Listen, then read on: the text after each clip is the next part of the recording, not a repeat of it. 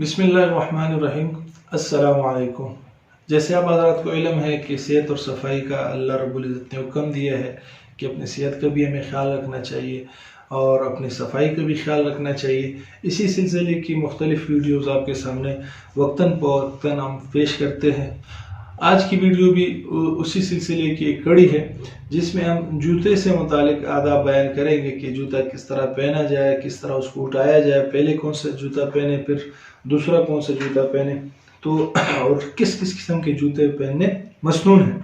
चमड़े के जूते पहनना ये मसनून है और एक जूता पहनकर और एक पाँव नंगा होना, इससे आप सल्लल्लाहु अलैहि वसल्लम ने मना फरमाया। इस तरह नहीं करना चाहिए। या तो दोनों जूते उतार के नंगे पैर चलना चाहिए या दोनों जूते पहनकर चलना चाहिए।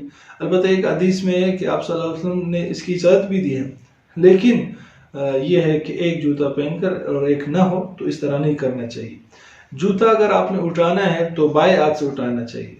हम लोग अक्सर देखा गया है कि ज़्यादा लोगों को पता नहीं होता, वो बाएं हाथ से किताब उठाए हुए होते हैं और दाएं हाथ से जूते उठाए हुए होते हैं। हालांकि दाएं हाथ से किताब उठानी चाहिए, बाएं हाथ से जूते उठाने चाहिए।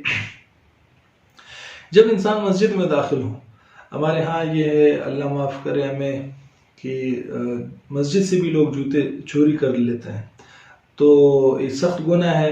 वैसे ही चोरी करना एक बहुत सख्त गुनाह है, फिर मस्जिद से चोरी करना डबल गुनाह है। अल्लाह जो हज़रात चोरी करते हैं उनको हिदायत दे और इनको इन फेल से तौबा करने की तौफीक अल्लाह पाक अता फरमाए। अगर इंसान अपने जूतों की हिफाजत के लिए उठाता है और मस्जिद के अंदर ले जाता है, तो कोशिश ये करे कि अपने साथ एक शॉपर वगैरह रखे, उसमें वो जूते डाले ताकि उससे जो मट्टी वगैरह है वो मस्जिद में ना गिरे। अगर ये नहीं कर सकता इंसान, तो उसको ऐसे अंदाज से उठाना चाहिए कि उससे मट्टी वगैरह ना जड़े। ऐसे करके उठाना, और जिसके जूतों के दोनों निचले जानिब जो तलवे हैं वो नीचे की तरफ हो, ये ठीक नहीं, बल्कि दोनों जूतों को एक दूसरे के साथ यूं मिलाकर फिर आगे ले जाए और किसी बॉक्स वगैरह में जहाँ वहाँ रखे हुए हैं या किसी कोने में ऐसी जगह रखे जहाँ किसी का उस पर ठोकर लगने का भी अंदेशा ना हो। और दूसरी बात यह है कि वहाँ मट्टी वगैरह गिरने का भी अंदेशा ना हो, जगह के नापाक होने और जगह के गंदा होने का भी अंदेशा ना हो। अब मस्जिद में किस तरह दाखिल होना है, जूते पहनने कैसे हैं, यहाँ दो सुन्नतें हैं मस्जिद में दाखिल होने की। एक तो आम सुन्नत ये कि जूता जब इंसान पहने तो दाएं तरफ से पहने, और जब उतारे तो पहले बायां पैर से उतारा जाए जूता। और जूता पहनने से पहले उसको झाड़ना चाहिए, चप्पल हो जूता हो जो भी हो, झाड़ना उसके लिए ये बेहतर है कि क्या पता कि जूते के अंदर कोई जहरीली चीज़ हो, कोई ऐसा मोज़ी जानवर हो, सांप या बिच्छू, कि इंसान जूता जैसे ही पैर में जूते में डाले तो उसको डस ना ले। तो अलबत्ता अगर चप्पल है, वाज़े है, उसमें ये पता है कि इसमें कुछ नहीं, तो फिर झाड़ने की ज़रूरत नहीं, लेकिन जूते को झाड़ना चाहिए पहले। मस्जिद में जब इंसान दाखिल होता है, वहाँ सुन्नत ये कि इंसान को दाएं पाँव पहले रखना चाहिए, फिर बायां पाँव रखना चाहिए। अब हमारे यहाँ मसला ये है कि हम जाते हैं, इस सुन्नत पर तो अमल करते हैं कि मस्जिद में दायां पैर दाखिल करते हैं, लेकिन जूता पहले बायां पैर उतारना चाहिए, इस पे अमल नहीं होता। तो दोनों पे किस तरह अमल करना है, हमने मस्जिद जाना है तो पहले बाएं पाँव से जूता निकाल कर, जूते से बायां पाँव पहले निकाल कर जूते के ऊपर रखें, फिर दायां पाँव जूते से निकाल कर मस्जिद में दाखिल हो जाए, फिर आप बाएं पाँव दाखिल करके फिर जूते उठा लें। और इसी तरह निकलते वक्त आप जूते रखे सामने, पहले बायां पाँव मस्जिद से बाहर निकालें, लेकिन जूता पहने नहीं, उसके ऊपर रखे पाँव, फिर दायां पाँव निकाल कर पहले जूता पहन ले, फिर दूसरा जूता पहन ले और मस्जिद से निकलने की दुआ पढ़ ले, अल्लाहुम्मा इन्नी अस्अलुका मिन फज़लिक। मस्जिद में दाखिल होने की दुआ, अल्लाहुम्मा इफ्तह ली अब्वाब रहमतिक, ये दुआएं इनका एहतमाम करना चाहिए।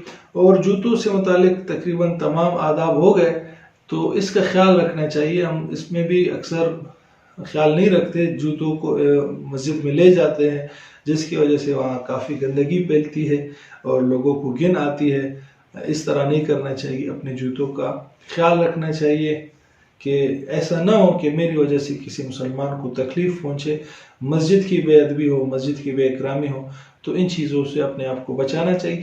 انسان کو چاہیے کہ وہ سوچے کہ اپنے کسی عمل سے، کسی فعل سے کسی مسلمان کو، حتیٰ کہ کسی جانور کو بھی تو کوئی تکلیف نہیں پہنچا۔ اب آپ یہ کہیں گے کہ جانوروں کو، سانپ اور بچھو کو بھی ہم تکلیف نہیں، ایسے جانور جو ضرر نہ پہنچاتے انسان کو، ضرر پہنچانے والے جانور کو تو مارنا چاہیے، جیسے حشرات، کیڑے مکوڑوں کو تو مارنا چاہیے۔ تو انسان کو جو چیز تکلیف پہنچاتی ہے، انسان اشرف المخلوقات ہے، ساری چیزیں اللہ پاک نے انسان کے لیے بنائی ہے، انسان کے خادم ہیں یہ ساری چیزیں، ان کو تو مارنا چاہیے۔ لیکن باقی جو ضرر رسا چیزیں نہیں ہیں، جیسے بکری ہے انسان کے لیے فائدہ مند ہے، مرغی ہے، ایسی چیزوں کے بارے میں ہے کہ ان کو بھی انسان، ایسا نہ ہو کہ انسان جانور تو پال رہا ہے لیکن اس کو کھانا وقت پہ نہیں دے رہا ہے، اس کو گھاس وغیرہ وقت پہ نہیں دے رہا ہے، اس کو فیڈ نہیں کر رہا، جس سے ان کو تکلیف ہو رہی ہے، ان کو آپس میں لڑا رہا ہے، جیسے مرغے لوگ لڑاتے ہیں، کتے لڑاتے ہیں، یہ بالکل ٹھیک نہیں ہے۔ تو انسان کو سوچنا چاہیے کہ اپنے کسی بھی ایکٹ سے کسی دوسرے مسلمان کو، کسی دوسرے شخص کو، دوسرے جانور تک کو تکلیف نہ پہنچے۔ جب انسان یہ سوچے گا تو انسان پھر اپنی صفائی کا بھی خیال رکھے گا کہ ایسا نہ ہو کہ میری وجہ سے کسی مسلمان میں اپنا گھر صاف کر کے کسی دوسرے کے گھر کے سامنے کچرا پھینکوں، اس طرح نہیں کرنا چاہیے۔ بہرحال جوتے کے متعلق یہ سارے آداب تھے، امید ہے کہ آپ کو یہ ویڈیو پسند آئی ہوگی۔ گزارش ہے کہ اس ویڈیو کو آگے شیئر کریں تاکہ زیادہ سے زیادہ لوگ اس کو جان سکیں اور اس پر عمل کر سکیں۔ مجھے بھی اللہ پاک اس کا ثواب دیں گے، اللہ آپ کو بھی اس کا ثواب دیں گے، مکمل ثواب دیں گے، کیونکہ آپ نے اس کو آگے پھیلانے میں ہماری مدد کی۔ اور تعاون علی البر والتقوی، نیکی اور تقوی کے کاموں میں ایک دوسرے کے ساتھ تعاون کرنا چاہیے۔ تو یہ ایک تعاون ہے کہ آپ اس کو شیئر کریں، آپ لائک نہ کریں کوئی مسئلہ نہیں ہے، لائک کرے بھی تو کوئی مسئلہ نہیں ہے، البتہ اس کو آپ شیئر کریں گے تو اس سے فائدہ ہوگا، زیادہ سے زیادہ لوگ دیکھیں گے اور ایک صدقہ جاریہ کریٹ ہوگا۔ اللہ پاک ان باتوں پہ عمل کی توفیق عطا فرمائے۔ وآخر دعوانا ان الحمد للہ رب العالمین۔ السلام علیکم۔